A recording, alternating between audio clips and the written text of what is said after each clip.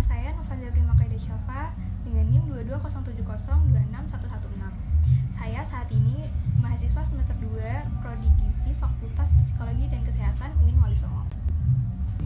Di sini saya akan menjelaskan mengenai materi sistem pernafasan. Ya, seperti yang kalian ketahui, bernafas yaitu dengan menghirup udara masuk melalui hidung kita, lalu menghembuskannya kembali melalui hidung maupun mulut kita.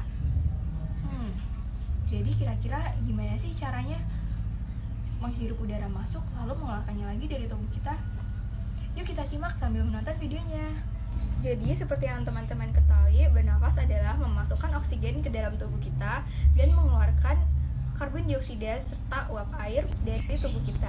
Sistem pernafasan pada manusia terdiri dari beberapa organ seperti rongga hidung, faring, laring, trachea, bronkus, bronkiolus, alveolus, dan paru-paru. Organ sistem pernapasan manusia dibagi menjadi dua, yaitu organ sistem pernapasan bawah dan organ sistem pernapasan atas. Dalam organ sistem pernapasan bawah terdiri dari hidung, sinus, adenoid, tonsil, faring, dan epiglotis. Lalu, organ sistem pernapasan atas terdiri dari laring, trakea, tulang rusuk, paru-paru, pleura, bronkiolus, alveolus, tabung bronkial, dan yang terakhir yaitu diafragma. Selanjutnya, mari kita bahas secara seksama. Yang pertama, ada hidung. Hidung merupakan gerbang utama keluar masuknya udara setiap kali seseorang bernafas. Dinding dalam hidung ditumbuhi rambut-rambut halus yang berfungsi sebagai menyaring kotoran dari udara yang dihirup. Selain dari hidung, udara juga dapat masuk dan keluar dari mulut. Biasanya, bernafas lewat mulut dilakukan ketika seseorang membutuhkan udara yang lebih banyak. Contohnya seperti ketika seseorang berolahraga dan ia mengalami kelelahan, atau saat hidung sedang mampat tersumbat karena pilek atau flu. Lalu yang kedua ada sinus. Sinus adalah rongga udara di dalam tengkorak. Rongga ini terletak di masing-masing kedua sisi hidung dekat tulang pipi, di belakang tulang hidung, di antara mata, dan di tengah dahi. Dalam sistem pernafasan manusia, sinus berfungsi sebagai membantu mengatur suhu dan kelembapan udara yang dihirup dari hidung. Yang ketiga ada adenoid. Adenoid adalah jaringan kelenjar getah bening yang ada di tenggorokan. Di dalam adenoid terdapat simpul, sel, dan pembuluh darah penghubung yang membawa cairan ke seluruh tubuh. Lalu selanjutnya, yang keempat ada tonsil. Tonsil adalah nama lain dari amandel. Amandel itu sendiri adalah kelenjar getah bening yang berada di dinding faring atau tenggorokan. Amandel sebenarnya bukan bagian penting dari sistem imun maupun pernafasan manusia. Lalu selanjutnya ada faring. Faring atau tenggorokan bagian atas merupakan tabung di belakang mulut dan rongga hidung yang menghubungkan keduanya ke saluran pernafasan lain, yaitu trakea. Sebagai bagian dari sistem respirasi manusia, faring berfungsi menyalurkan aliran udara dari hidung dan mulut untuk diteruskan ke trakea atau batang tenggorokan. Lalu terdapat epiglotis. Epiglotis adalah lipatan tulang rawan berbentuk daun yang terletak di belakang lidah, di atas laring atau kotak suara. Selama bernafas, epiglotis akan terbuka untuk memungkinkan udara masuk ke laring menuju paru-paru. Namun, epiglotis akan menutup selama kita makan untuk mencegah makanan dan minuman secara tidak sengaja terhirup dan menyebabkan kita tersedak. Lalu setelah itu ada laring. Laring adalah rumah bagi pita suara. Letaknya tepat di bawah persimpangan saluran faring yang membelah menjadi trakea dan kerongkongan. Laring memiliki dua pita suara yang membuka saat kita bernafas dan menutup untuk memproduksi suara. Saat kita bernafas, udara akan mengalir melewati dua pita suara yang berhimpitan, sehingga menghasilkan getaran. Getaran inilah yang menghasilkan suara. Lalu terdapat juga trakea. Trakea adalah bagian terpadu dari jalur napas dan memiliki fungsi vital untuk mengalirkan udara dari dan menuju paru-paru untuk pernafasan. Trakea atau batang tenggorokan adalah tabung berongga lebar yang menghubungkan laring atau kotak suara ke bronkus paru-paru. Panjangnya sekitar 10 cm dan diameternya kurang dari 2,5 cm. Trakea memanjang dari laring hingga ke bawah tulang dada atau sternum, dan kemudian membelah menjadi dua tabung kecil yang disebut bronkus. Setiap sisi paru-paru memiliki satu bronkus.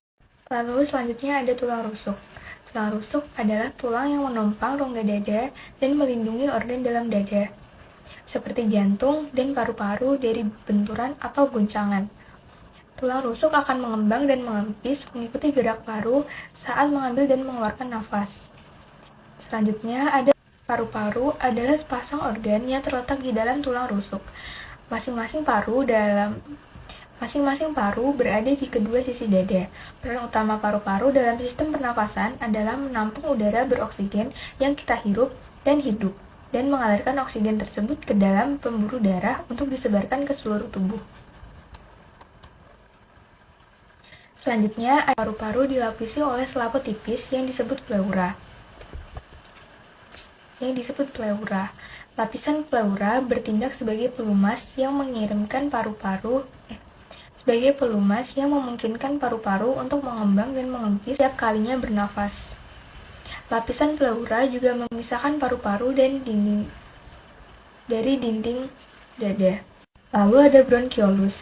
Bronkiolus adalah cabang dari bronkus yang berfungsi untuk menyalurkan udara dari bronkus ke alveoli. Selain itu, bronkiolus juga berfungsi untuk mengontrol jumlah udara yang masuk dan keluar saat proses bernafas berlangsung. Lalu juga terdapat alveoli. Alveoli atau alveolus adalah kantung-kantung kecil dalam paru yang terletak di ujung bronkiolus. Dalam sistem pernapasan, alveoli berfungsi sebagai tempat pertukaran oksigen dan karbon dioksida. Pada alveoli juga ada kapiler pembuluh darah. Nantinya, darah akan melewati kapiler dan dibawa oleh pembuluh darah, vena, dan arteri.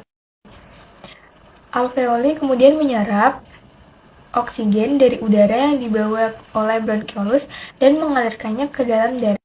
Setelah itu, karbon dioksida dari sel-sel tubuh mengalir bersama darah ke alveoli, diembuskan keluar. Lalu, terdapat juga tabung bronkial. Pada tabung bronkial paru-paru ada silia, berupa rambut-rambut kecil yang bergerak seperti gelombang.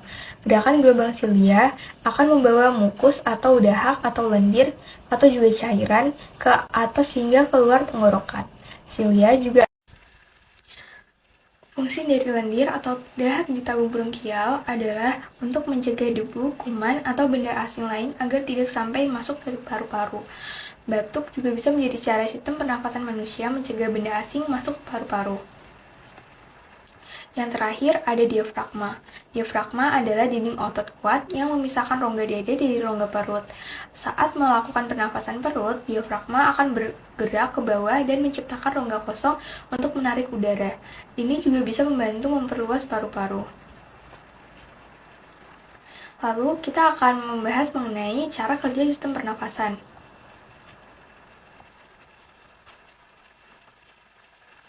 Proses kerja sistem pernafasan manusia sering pula disebut dengan sistem respirasi. Respirasi dimulai saat mengambil udara lewat hidung dan masuk ke tenggorokan. Setelah itu, udara akan turun melewati laring dan masuk ke dalam trakea. Di saat yang bersamaan, ketika menarik nafas, diafragma dan otot-otot di antara tulang rusuk akan menyusut untuk menciptakan ruang kosong di dalam rongga dada. Ini bertujuan agar paru-paru bisa menarik udara yang dihirup. Setelah udara masuk bergerak sampai ke tujuan trakea, udara akan melewati bronkus dan masuk ke kedua paru-paru. Setelah itu, udara mengalir ke bronkiolus yang terus mengecil sampai udara sampai di ujung percabangan. Di ujung bronkiolus ada kantung kecil udara atau alveoli. Ketika udara mencapai alveoli, oksigen masuk melalui membran ke dalam pembuluh darah kecil yang disebut dengan kapiler.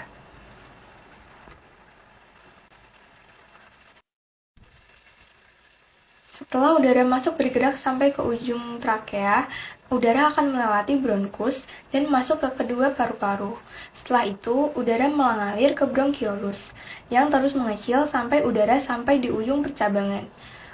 Di ujung bronkiolus ada kantung kecil udara atau alveoli. Ketika udara mencapai alveoli, oksigen masuk melalui membran ke dalam pembuluh darah kecil yang disebut dengan kapiler. Sebaliknya, karbon dioksida dari darah di kapiler keluar dan masuk ke dalam alveoli. Setelah oksigen dan karbon dioksida bertukar tempat di alveoli, rongga dada akan mengundurkan otot diafragma sehingga diafragma melonggar. Ini memungkinkan karbon dioksida bergerak naik untuk selanjutnya dikeluarkan lewat paru-paru lalu dihembuskan melalui hidung. Organ-organ yang terdapat dalam sistem pernafasan berperan penting dalam menangkap dan mengalirkan oksigen yang dibutuhkan oleh tubuh. Namun, fungsi sistem respirasi pun dapat terganggu akibat udara yang dihirup. Apalagi jika udara tersebut mengandung kuman penyakit. Ancaman penyakit tak hanya datang dari luar sistem pernafasan, beberapa gangguan pernafasan juga dapat berasal dari sistem pernafasan itu sendiri. Berikut ini adalah beberapa contoh penyakit umum yang menyerang sistem pernafasan. Di antaranya seperti pilek, influenza atau flu, asma, pneumonia, tuberkulosis, bronkitis, dan penyakit paru obstruktif kronis atau PPOK. Lalu, cara memelihara organ pernafasan dapat dilakukan dengan cara yang pertama, hindari merokok. Menurut penelitian, perokok pasif pun juga bisa merasakan dampak buruk yang sama.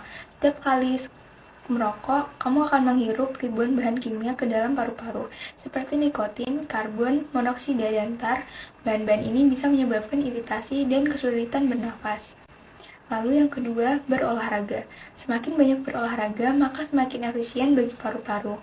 Menciptakan paru-paru yang sehat dengan olahraga akan membantu dalam melawan penuaan dan penyakit yang akan muncul. Lalu yang ketiga, hindari paparan polusi. Polusi bisa ada di mana-mana. Polusi bisa merusak paru-paru dan mempercepat penuaan. Namun, bisa dihindari dengan menggunakan masker. Selain itu, hindari paparan asap rokok juga bisa membahayakan tubuh. Sekian pemaparan materi mengenai sistem pernafasan dari saya.